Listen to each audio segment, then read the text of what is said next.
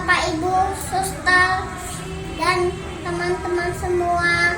Perkenalkan, nama saya Diana Siagian. Saya bersekolah di TK Santo Ignatius. Saya bangga sekali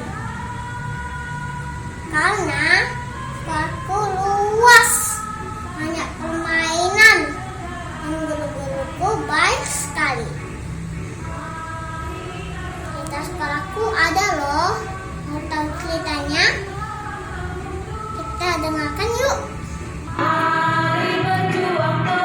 Suster KSSY mulai hadir di Medan pada tanggal 28 Januari 1931. Kongregasi ini pada awalnya bekerja di tengah-tengah umat India, mengasuh dan mengajar anak-anak India yang berada di Petisah, Medan.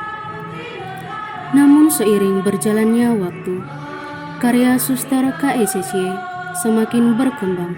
Salah satunya di bidang pendidikan yang diberi nama Yayasan Seri Amal Medan. Pada tahun 1998, suster pengurus yayasan berencana mendirikan sekolah TK Fajar 2 di Jalan Karya Wisata, Kecamatan Medan Johor, dengan mengutus Suster Sebastian sebagai kepala sekolah pertama. Maka Suster Sebastian bersama Ibu Eli sebagai guru bersama merintis TK Fajar 2 di gedung SLB Karya Murni dengan jumlah murid pertama sekali sebanyak 15 orang. Seiring berjalannya waktu, pengurus yayasan melihat Kecamatan Medan Johor semakin ramai.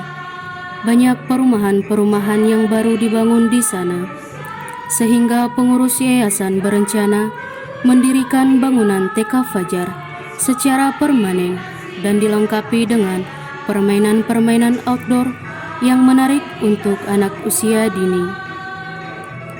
Maka pada tanggal 19 Oktober 1998, TK Fajar 2 resmi didirikan di tempat yang strategis, yakni di pinggir jalan utama, yaitu Jalan Karya Wisata nomor 6 Medan Johor.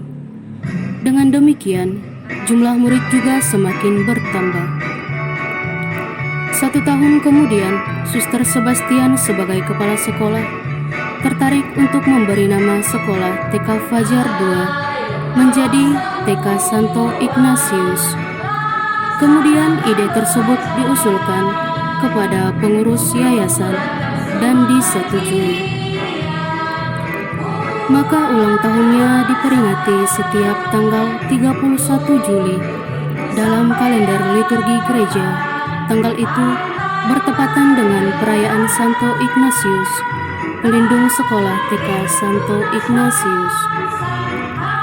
Sekolah ini juga memiliki 5 nilai dasar, yaitu pro-life, empowering, compassion, honesty, dan trust.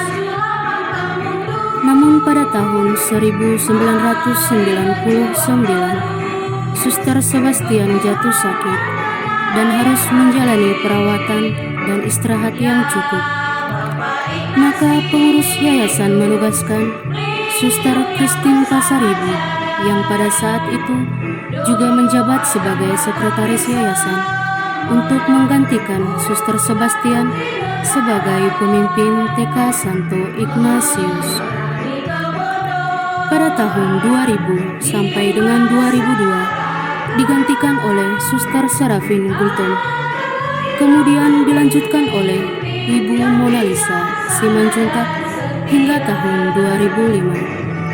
Selanjutnya digantikan oleh Ibu Yasinta Borusinaga hingga 2007. Selanjutnya digantikan oleh Suster Timotea Romapea hingga tahun 2013. Selanjutnya digantikan oleh Suster Goreti Sidebang hingga tahun 2017. Selanjutnya digantikan oleh Suster Donatia Marbun hingga tahun 2020. Selanjutnya digantikan oleh Ibu Lasmaria Haloho hingga saat ini.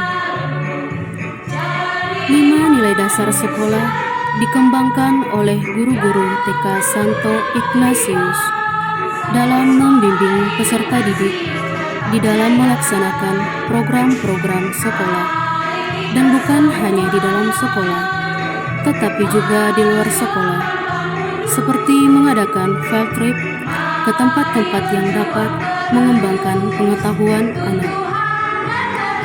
Pendidikan di TK Santo Ignatius tidak hanya mengembangkan pengetahuan anak, tetapi juga mengembangkan bakat anak, sehingga turut ambil bagian dalam perlombaan yang diadakan baik tingkat sekolah maupun tingkat kota Medan, dan banyak memenangkan perlombaan.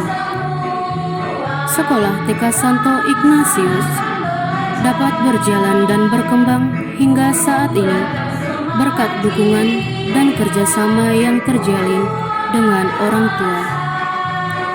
Banyak orang tua yang menyadari bahwa usia prasekolah sangat baik dalam membangun karakter anak sebagai persiapan bagi anak-anak untuk melanjutkan ke jenjang berikutnya.